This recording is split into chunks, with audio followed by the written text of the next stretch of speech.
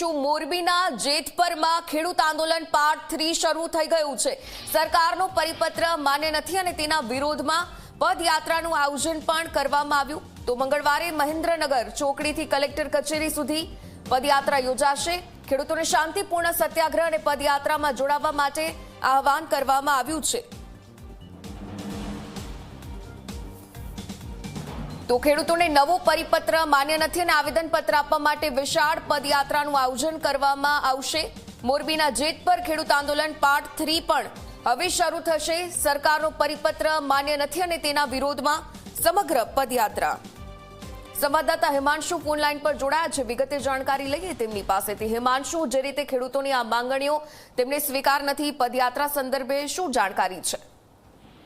જી ઉર્મિલા, આપને જણાવી દઉં કે મોરબીમાં જેતપર ગામે જે ખેડૂત આંદોલન ચાલી રહ્યું છે તે આંદોલનને સમગ્ર ગુજરાતમાંથી ખેડૂતોનું સમર્થન મળી રહ્યું છે। ત્યારે સરકારે જે ખાનગી કંપનીના વીજ પોલ ઉભા કરવામાં આવે છે અને વીજ વાયરના કોરિડોર પસાર થાય છે તેના માટે જે પરિપત્ર થોડા દિવસો પહેલા બહાર પાડ્યો હતો તે પરિપત્રમાં ક્યાંક ને ક્યાંક ખેડૂતો સાથે અન્યાય થાય તેવી વાત છે, જેથી કરીને આંદોલન પાર્ટ 3 ની જાહેરાત કરી હતી અને તેના જ ભાગરૂપે મંગળવારે સવારે 9 વાગ્યે મોરબીની મહેન્દ્રનગર ચોકડીથી લઈને જિલ્લા કલેક્ટર કચેરી સુધીની એક પદયાત્રાનું આયોજન કરવામાં આવ્યું છે। અને આ પદયાત્રાની અંદર ન માત્ર જેતપર અથવા તો મોરબી જિલ્લાના ખેડૂતો પરંતુ સમગ્ર ગુજરાતમાંથી જે ખેડૂતો આ વીજ પોલ અને વીજ વાયરથી અસરગ્રસ્ત છે તે ખેડૂતો તથા મહિલાઓ સહિતના લોકોને જોડાવા માટે આહવાન કરવામાં આવ્યું છે અને મોટી સંખ્યામાં આ રેલીની અંદર લોકો જોડાશે। આટલું જ નહીં પરંતુ જે ગામમાંથી સરપંચો આવ્યા હશે તે સરપંચો દ્વારા પોતાના લેટર પેડ ઉપર એક લખાણ પણ આપવામાં આવશે કે સરકારે જે જાહેર કરેલો પરિપત્ર છે આ પરિપત્ર તે ગામના લોકો, ગામના ખેડૂતોને અમાન્ય છે। એટલે